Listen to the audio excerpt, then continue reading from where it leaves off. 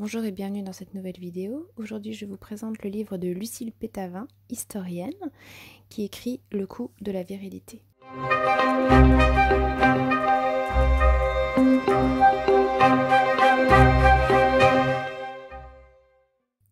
Argument du mythe des cavernes.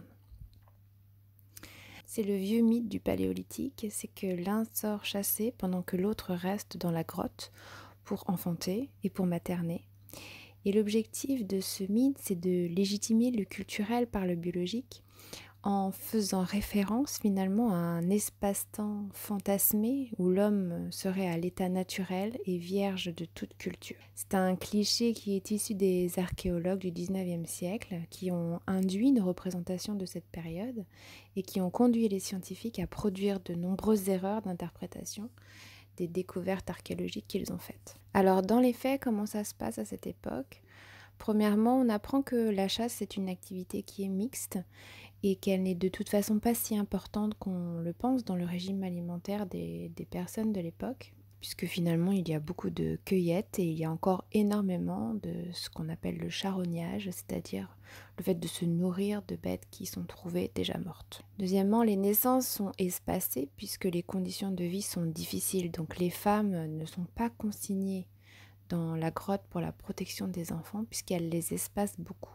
Et troisièmement, les femmes ont autant d'influence que les hommes, et ça on le sait puisqu'on a retrouvé des riches tombeaux féminins qui montraient qu'elles avaient aussi leur importance dans le groupe. Les inégalités vont apparaître finalement plus tard, au néolithique, quand il y aura une sédentarisation, puisque finalement il y aura un développement de l'élevage, de l'agriculture, de la production d'armes, qui aurait induit une division des rôles dans le travail et une distinction beaucoup plus nette entre les hommes et les femmes, et aussi entre l'espace domestique et l'espace public. C'est ainsi que la virilité finalement apparaîtrait au néolithique avec l'avènement des armes en métal qui permettent à la puissance masculine de s'imposer aussi bien symboliquement que réellement. Alors comment le sait-on ? Eh bien parce qu'il y a des ossements de femmes de cette époque qui présentent beaucoup plus de traces de violences pathologiques ainsi que de privation et de sous-nutrition. On constate une forte dégradation des conditions de vie des femmes allant jusqu'à modifier leur ossature, c'est-à-dire qu'on a une réduction de la taille et même de la robustesse des squelettes féminins en raison probablement d'une sous-alimentation et du fait que le choix des hommes se porte plutôt sur des partenaires graciles, forçant ainsi la sélection naturelle. Alors moins de nourriture, ça veut dire qu'elles n'atteignent finalement jamais leur potentiel de croissance, c'est-à-dire leur taille maximale. Et on sait que la taille n'est pas un facteur pour l'accouplement et pour tomber enceinte, mais c'est un facteur déterminant dans la mortalité maternelle à l'accouchement, aussi bien pour la mère et pour l'enfant. Et du coup, cette contre-sélection génétique finalement va coûter cher aux femmes, puisqu'elles vont beaucoup plus mourir en enfantant qu'avant. Donc les femmes n'ont pas toujours été plus petites que les hommes, c'est ce qu'on apprend dans le livre, et ce dysmorphisme proviendrait du néolithique. C'est une théorie. Les découvertes d'archéologie moderne nous apprennent que finalement le temps des cavernes a finalement été assez égalitaire.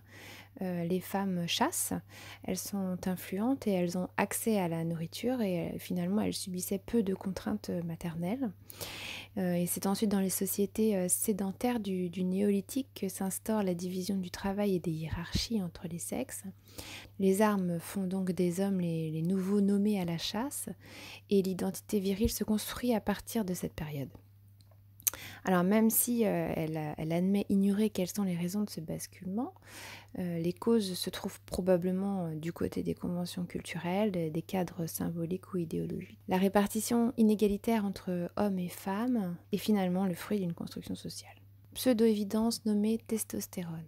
L'argument qui justifie l'agressivité des hommes, et que l'on entend régulièrement, c'est leur fameuse production de testostérone, qui serait l'hormone virile par excellence. Mais alors que penser du fait que même les femmes produisent de la testostérone, même si c'est un taux plus faible ? Des études scientifiques ont été menées pour déterminer le lien entre l'agressivité et la testostérone, et il semble qu'il n'y ait aucune de ces études qui ait réussi à prouver ce lien.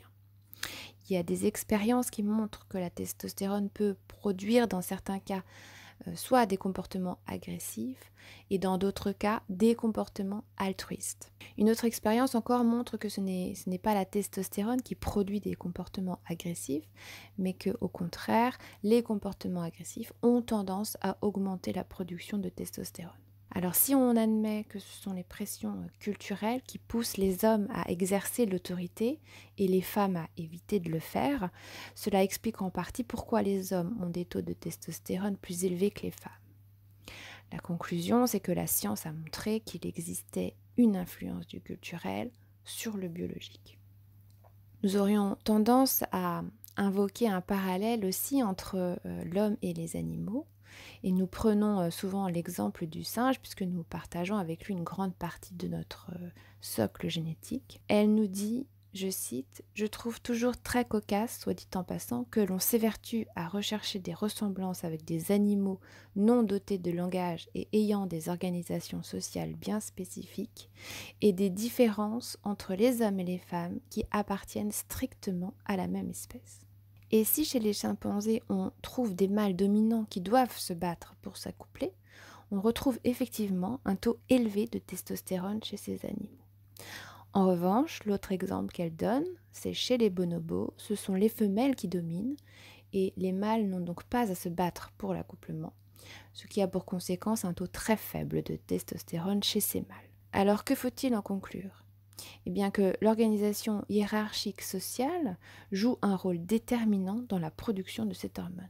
Cependant, le parallèle s'arrête ici pour la simple et bonne raison que nous ne pouvons pas comparer nos systèmes complexes d'humains avec ceux des animaux. Cela conduit à des erreurs d'interprétation, à l'image par exemple de la notion de mâle alpha, qui est un concept qui a été inventé de toutes pièces à l'aune des conceptions hiérarchiques des zoologues du XXe siècle.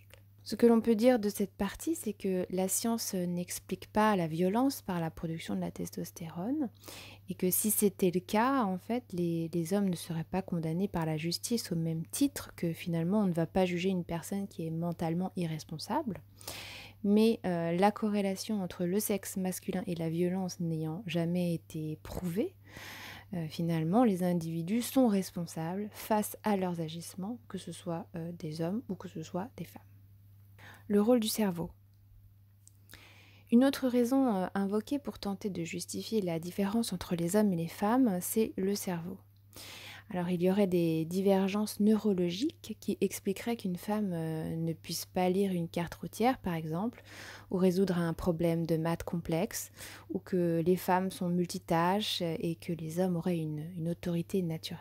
Mais que dit la science ? Est-ce que la violence des hommes aurait une cause neurologique ? Au XIXe siècle, c'est la naissance des neurosciences et on découvre le rôle important du cerveau.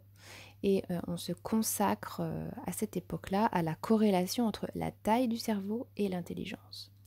Et c'est Paul Broca, vers 1850, qui va se mettre à peser des dizaines de cerveaux et il va prétendre découvrir que ceux des hommes pèsent environ 150 grammes de plus que ceux des femmes. Étant précisé que des recherches plus contemporaines ont démontré qu'il n'existe finalement aucun lien entre le poids du cerveau et l'intelligence. Et par exemple, le cerveau d'Einstein, qui a été disséqué par le médecin légiste sans avoir le consentement de sa famille, a été pesé et il s'avère qu'il pesait 10% moins lourd que la moyenne. Alors aujourd'hui, avec les IRM, la réponse est très claire et ne laisse pas de place au doute. L'intelligence n'est pas corrélée à la taille du cerveau, tout comme la taille du cerveau n'est pas corrélée au sexe. Alors le cerveau est-il différent entre les hommes et les femmes ? Il l'est en ce qui concerne les neurones reproductifs, ceux qui commandent l'ovulation ou ceux qui commandent la production de spermatozoïdes. Il ne l'est aucunement, en revanche, pour les fonctions dites supérieures, c'est-à-dire la mémoire, l'intelligence, la concentration, le raisonnement. Les cerveaux sont hétérogènes car ils sont très plastiques. On est avec 10% de connexion cérébrale et les 90% restantes sont modelées par nos apprentissages. L'auteur va citer en ce sens une étude menée par la faculté de médecine de Pennsylvanie en 2014 qui démontrait que les cerveaux des hommes et des femmes semblaient complémentaires et qu'ils ne seraient pas branchés de la même manière. C'est le fameux concept exploité par le fameux livre à succès Les hommes viennent de Mars, les femmes de Vénus. Cependant, de nombreuses critiques ont été faites, et notamment sur la méthode de l'étude, puisque en effet, il y avait un problème sur l'échantillon, lequel était constitué de personnes entre 9 et 22 ans. Or, à cet âge, il a été montré que les connexions cérébrales se sont déjà modelées en fonction de l'éducation différenciée que l'on donnait aux filles et aux garçons. Et la science tenant pour principe que rien n'est jamais acquis et que tout peut et doit être remis en question, cela a finalement permis de démontrer qu'il n'y a pas d'aptitude ou de comportement inné. Autrement dit, il n'y a pas de déterminisme neurologique conduisant à la violence chez les hommes ou chez les femmes. Et l'anthropologie l'a d'ailleurs démontré, puisque dans les sociétés primitives, les rôles sociaux ne sont pas attribués au même sexe que dans nos sociétés occidentales. Et c'est Margaret Mead, l'anthropologue émérite, qui a étudié les sociétés mélanésiennes, qui nous explique que chez les Arapèches, par exemple, l'homme idéal, il est doux et il est sensible. Chez les Murdugumènes, l'agressivité est présente à la fois chez les hommes et chez les femmes. Et enfin, chez les Chamboulis, la femme domine et l'homme est beaucoup plus émotif qu'elle. La conclusion de ça, c'est que le discours viriliste justifiant le surplus d'agressivité des hommes par le naturel, c'est finalement irrationnel, et ce ne sont que des histoires imaginaires et fantasmées qui finalement vont nuire à la recherche de la vérité. De ce fait, les raisons de la violence masculine ne se trouvent-elles pas finalement du côté de l'éducation? Les racines éducatives de la violence. Finalement, on constate qu'il va exister une éducation inégalitaire qui va commencer très tôt et qui a été le sujet de nombreuses études scientifiques. On peut citer par exemple une recherche qui montre que les mères allaitantes ne nourrissent pas leurs filles comme elles nourrissent leurs garçons. Elles imposent une limite de temps à leurs filles, tout en laissant leurs garçons finalement téter à volonté, avec comme conséquence le fait que les bébés filles vont intégrer très tôt la contrainte et la frustration, alors que les bébés garçons vont comprendre qu'ils sont libres d'agir librement. D'autres recherches encore montrent qu'il existe une plus grande intensité dans l'expression faciale de l'émotion des parents avec leurs filles, ainsi que plus de contact physique avec les filles, les incitant plus à sourire, à vocaliser, alors qu'ils vont stimuler davantage physiquement les garçons. La conséquence de cette éducation différenciée, c'est que les filles vont développer des aptitudes à comprendre et examiner leurs émotions, à interagir avec autrui, alors que les garçons vont développer plutôt leur motricité et leurs facultés physiques. Ainsi, les parents vont projeter et vont agir différemment selon le sexe de leur enfant. Et ce sont bien les comportements des parents qui produisent des différences sexuées et non l'inverse. Mais évidemment, ces comportements ne sont pas conscients. Par prolongement, on ne naît donc pas violent, mais on le devient. Les enfants qui naissent vont ensuite vivre ce que l'on appelle une socialisation, c'est-à-dire l'incorporation des normes et des valeurs qui vont correspondre à leur sexe. Pour les garçons, on va inculquer la virilité, c'est-à-dire la vigueur, la puissance, le courage. Il n'y a pas vraiment d'équivalent chez les filles. C'est une sorte d'idéal de la performance à la fois économique, sociale, sexuelle et corporelle qui marque la supposée supériorité du masculin sur le féminin. Et dès le plus jeune âge, il va y avoir une acculturation des garçons à la violence par le biais de la virilité. Autrement dit, ils vont assimiler une culture qui leur était étrangère. Les petits garçons ne sont pas sollicités de la même manière que les petites filles. Les garçons n'ont pas les mêmes jeux, ils ont des contacts plus toniques et on va tolérer plus facilement leur comportement perturbant. Par exemple, on admet plus facilement qu'un garçon soit turbulent. Les parents modèlent leur garçon pour qu'il soit fort, rapide et courageux. Et en ce sens, ils vont couper le petit garçon de ses émotions, lui imposant par exemple de ne pas pleurer comme une fille ou de ne pas s'apitoyer sur son sort. On lui apprend par là même à mettre à distance sa sensibilité et son empathie. Parallèlement, on l'incite à prendre des risques et à être vigoureux. Donc l'éducation parentale est un vrai terrain qui va préparer la violence des petits garçons à venir. Le choix des jeux est aussi assez intéressant, et notamment pour les pères qui s'érigent en véritables garants de la virilité de leur fils, la peur de l'homosexualité étant toujours un peu sous-jacente. Les jouets destinés aux garçons renvoient aux activités dites nobles, c'est-à-dire valorisant la force physique ou intellectuelle, par exemple les jeux scientifiques, les jeux de construction, les jeux d'attaque. Et au contraire, les filles se voient proposer des jeux d'imitation, les activités ménagères ou maternelles par exemple. Les figurines destinées aux petits garçons ne sont finalement que muscles et armes de guerre, pistolets, jeux vidéo, de combat. Et en 2016, il y a une étude de l'université de Canterbury qui montre que si à la naissance des Lego, il n'y avait aucune arme factice dans les coffrets, aujourd'hui, il y en a dans 30%. Les jeux, finalement, apprennent aux petits garçons à être forts, à dominer et à prendre le pouvoir sur les choses et sur les êtres environnants. Elle nous dit, je cite, « C'est une véritable préparation à affronter une compétition brutale et par extension, à exercer leur brutalité physique. » Plus tard à l'adolescence, le groupe va jouer un rôle déterminant. Il va même jusqu'à annihiler les limites parentales et sociétales qui ont pu être posées auparavant. Et dans cette période, le langage est déterminant avec son lot de putains, de putes, de fils de pute, d'enculés, de PD, qui définit les vrais hommes en dénigrant finalement les femmes et les faibles.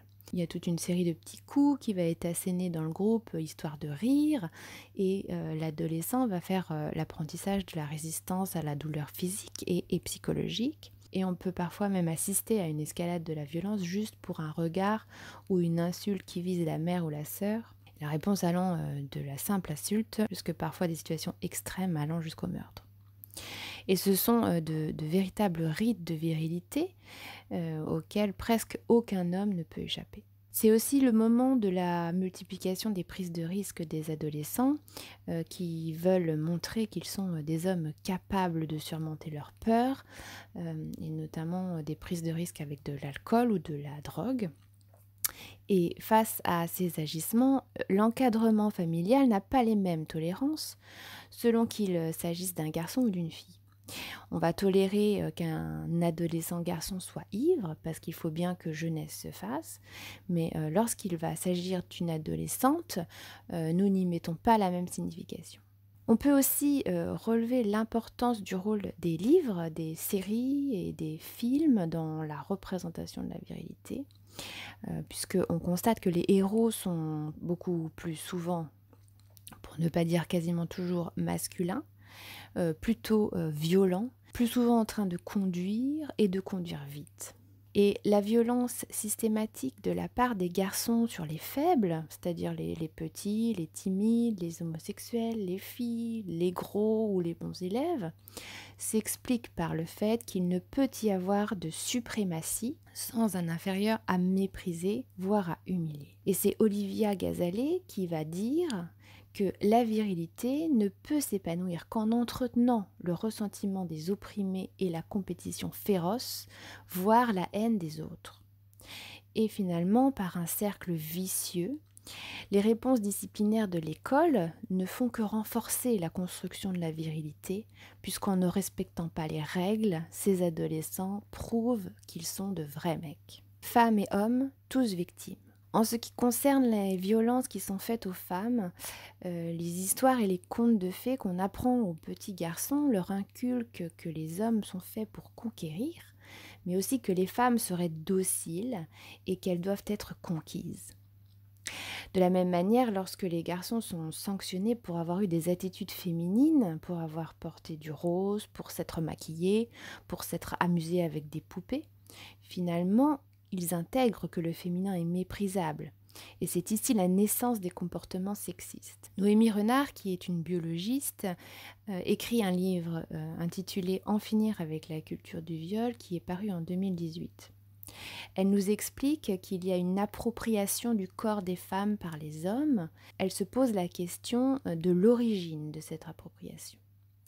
Elle avance l'idée que c'est la conséquence de la mise en avant permanente de l'importance de la sexualité masculine, puisque la sexualité des hommes est ultra valorisée. On a tous conscience que multiplier les conquêtes sexuelles et amoureuses va participer à l'image de l'homme viril. Et parallèlement, coexiste une objectivation du corps des femmes, c'est-à-dire la transformation du corps en objet. Et tout le monde pourra le constater dans la pub, dans les films, dans les magazines, sur les affiches dans le métro, dans les jeux vidéo. Les corps féminins sont érotisés, idéalisés et stéréotypés. Ce qui pose problème, c'est que dès lors que l'on considère le corps d'un individu comme un objet sexuel, on constate que les gens ont une plus grande tolérance au harcèlement sexuel. Pour illustrer le propos, elle cite une enquête Ipsos de février 2019 sur les représentations des Français et des Françaises sur le viol et les violences sexuelles. Et cette enquête montre que 42% des Français estiment que si la victime a eu une attitude provocante en public, cela atténue la responsabilité du violeur à leurs yeux. Autre chiffre assez surprenant, 18% estiment que lors d'un rapport sexuel, les femmes peuvent prendre du plaisir à être forcées. Autrement dit, on peut parler d'une sorte de culture du viol qui va minimiser la responsabilité des auteurs tout en culpabilisant les victimes. La virilité est parfois un vrai piège.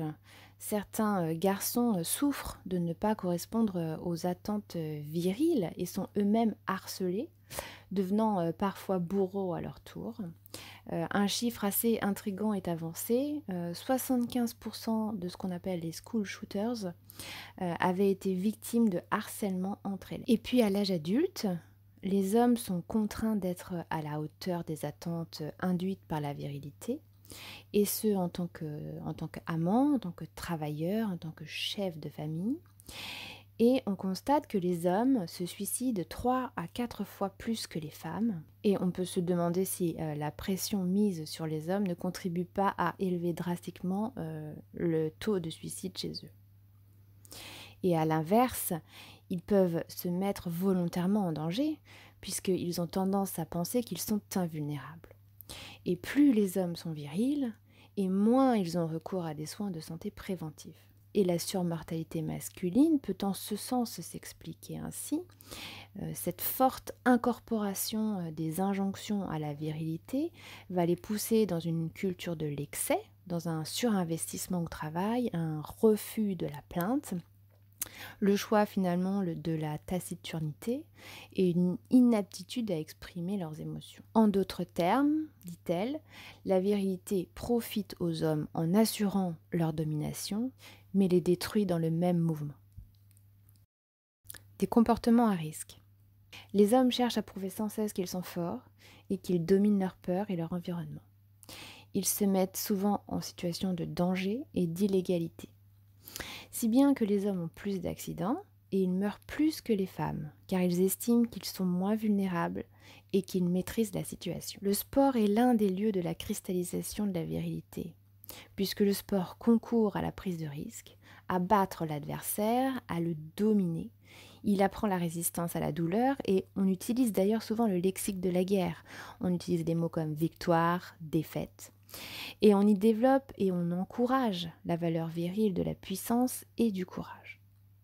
Et on constate la même ferveur communautaire dans le sport qu'autour des plus grands vainqueurs de guerre, et ce d'autant dans les sports masculins comme le foot, le rugby ou encore la boxe. Et cette sublimation de la virilité, elle est sponsorisée par l'État qui contribue à 75% des budgets sportifs publics. S'il faut d'autres exemples, les sports à risque sont surtout pratiqués par les hommes. C'est le cas pour le skateboard, la course automobile, les sports extrêmes.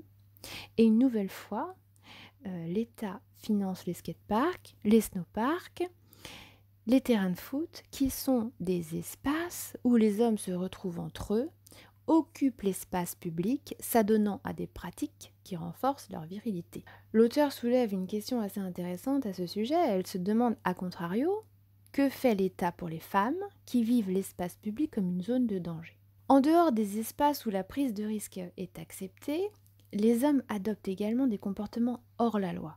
Citons les infractions routières, la consommation de drogue, des comportements sexuels à risque. Car finalement, ne pas respecter la loi, c'est prouver sa virilité, montrer qu'on est plus fort que le système. Cette résistance se construit dès l'enfance, car les garçons se conforment moins que les filles aux attentes et aux exigences de leurs parents. C'est l'art subtil d'obéir aux règles, tout en désobéissant, afin de prouver qu'ils sont de vrais hommes.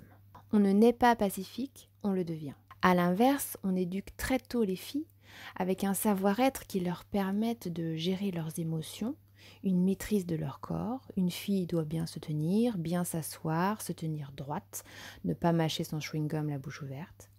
On leur enseigne à avoir des comportements altruistes. Une étude menée à l'école relève que les filles ont très tôt une image dévalorisée d'elles-mêmes par rapport aux garçons, alors que dans le même temps, elles ont de meilleurs résultats scolaires que les garçons. Mais d'où vient cette image ? La réponse se formule en 3 points. Premièrement, elles ont accès à des jeux qui favorisent moins leur intellect, le mettent moins en valeur. Deuxièmement, il n'y a que de rares exemples de femmes à des postes à responsabilité. Et enfin, troisièmement, les professeurs perçoivent eux-mêmes les filles comme moins capables intellectuellement et ils justifient les bons résultats des filles par plus de travail et d'assiduité, alors que ce serait plus naturel chez les garçons. Un autre point vient renforcer cette image dévalorisée, c'est que les femmes ont souvent un rapport pathologique à leur corps. Dès leur plus jeune âge, les femmes comprennent qu'une grande partie de leur valeur tient à leur apparence physique à travers des compliments reçus, l'attention portée à leur habillement et à leur coquetterie. Les critères de beauté vers lesquels elles doivent tendre sont tout simplement intenables ou au détriment de leur santé. Et cela n'a pas d'autre conséquence que de leur faire perdre leur temps, leur argent, leur énergie et va les empêcher de se consacrer à d'autres aspects de leur existence. Cela étant dit, l'éducation différenciée prodiguée aux filles a l'avantage de produire des individus qui sont aptes à la vie en société. Leur empathie est cultivée et favorisée. Jouer à la poupée, prendre soin d'un autre être, d'une famille, développe l'émotivité, la douceur, la compréhension des codes sociaux, la proximité physique et les interactions verbales. Durant leurs activités, les filles vont aussi être mieux informées des dangers qu'elles encourent, ce qui les rend plus appliquées, plus concentrées et plus attentives. Elles sont également encouragées à être dociles et obéissantes, c'est-à-dire plus soucieuses des échanges, du respect et de la diffusion des règles sociales. Le corollaire de ces apprentissages, c'est que les femmes possèdent une meilleure conscience d'elles-mêmes, une meilleure maîtrise de leur auto-évaluation.